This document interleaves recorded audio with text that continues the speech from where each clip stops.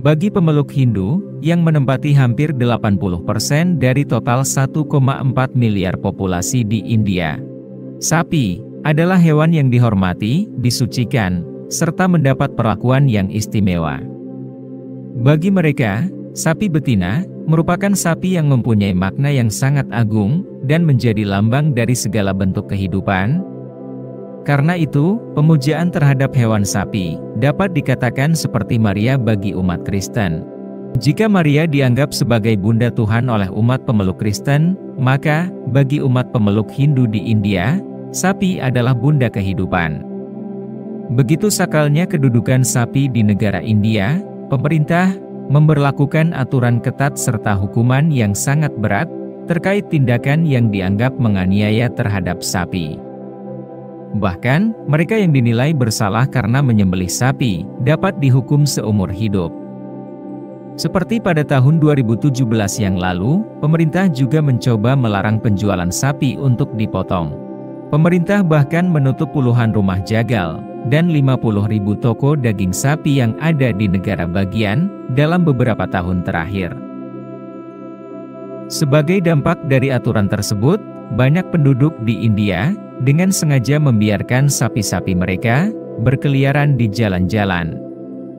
Selain itu, banyak masyarakat yang berkeyakinan bahwa melepaskan sapi untuk berkeliaran secara bebas akan mendapatkan kehidupan yang lebih baik atau berkat dari dewa. Akibatnya, banyak sapi di negara India tidak memiliki pemilik yang jelas atau tidak diurus dengan baik, sehingga sapi-sapi ini menjadi liar dan mencari makanan di daerah pedesaan atau perkotaan, di mana hal tersebut menyebabkan masalah seperti kerusakan tanaman, kecelakaan lalu lintas, dan konflik dengan manusia.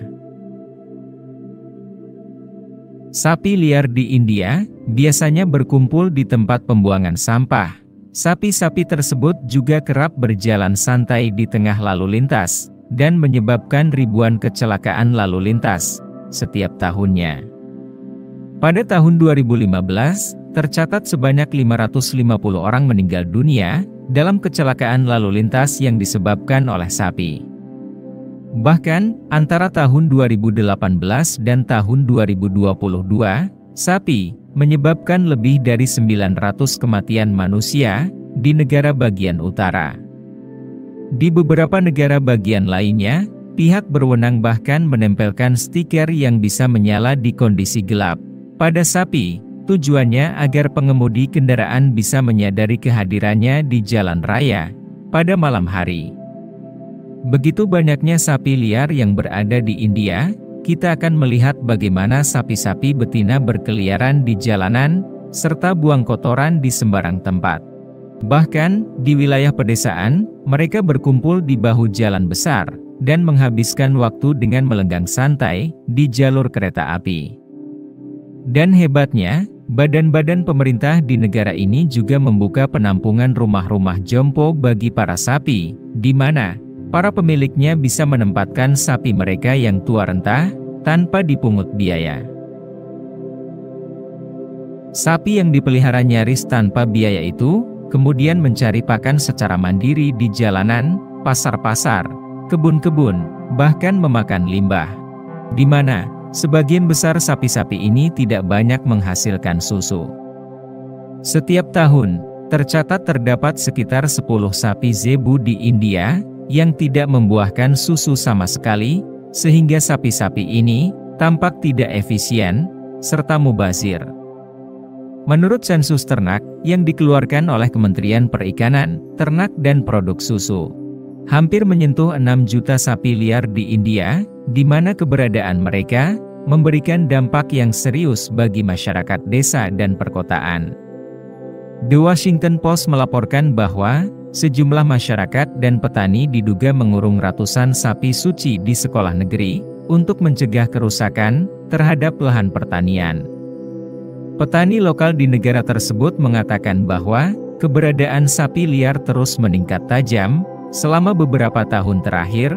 Mereka menyebutkan bahwa tempat penampungan hewan tidak bisa menampung jumlah sapi yang berlebihan, sehingga banyak sapi liar yang hidup di lahan pertanian dan merusak tanaman petani, Karena itu para petani di negara tersebut terpaksa berjaga di luar rumah saat musim dingin, agar mereka dapat mengusir sapi dengan tongkat. Begitu besarnya makna sapi, bagi pemeluk agama Hindu di India, sering terjadi konflik antara pemeluk Hindu dengan kelompok lain. Sebelum anak benua India terpisah menjadi India dan Pakistan, kerusuhan massal berdarah untuk mencegah pemeluk Islam membunuh sapi menjadi peristiwa tahunan.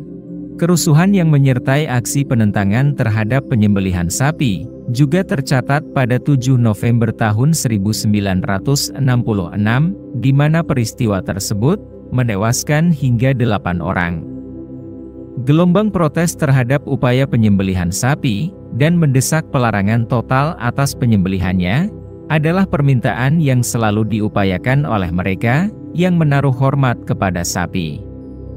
Selain berbagai kerusuhan yang merenggut nyawa, kecintaan pemeluk Hindu terhadap sapi juga dianggap oleh beberapa pakar menjadi penyebab utama kelaparan dan kemiskinan di India. Beberapa ahli agronomi berpendapat bahwa menyembelih sapi yang dianggap sebagai tindakan tabu membuat status hewan hidup dalam kondisi yang mubazir. Para ahli juga mengklaim bahwa pemujaan sapi menurunkan efisiensi pertanian karena hewan yang mubazir itu tidak menghasilkan susu maupun daging. Padahal hewan-hewan tersebut ikut merebut lahan dan pangan dengan hewan yang berguna dan manusia yang kelaparan. Meski demikian, di samping berbagai dampak negatif yang ditimbulkan, banyaknya jumlah sapi liar di negara India tidak sepenuhnya merugikan. Sebaliknya, masyarakat di India memanfaatkan semua bagian sapi dengan maksimal. Setiap tahun, ternak sapi di negara ini menghasilkan sekitar kurang lebih 700 juta ton kotoran daur ulang, di mana setengah dari jumlah tersebut dimanfaatkan penduduk sebagai pupuk kandang. Sementara sebagian besar sisanya digunakan sebagai bahan bakar untuk memasak. Setiap tahun, jumlah panas yang dilepaskan oleh kotoran ini setara dengan 27 juta ton minyak tanah, 35 juta ton batu bara, atau sekitar 68 juta ton kayu bakar.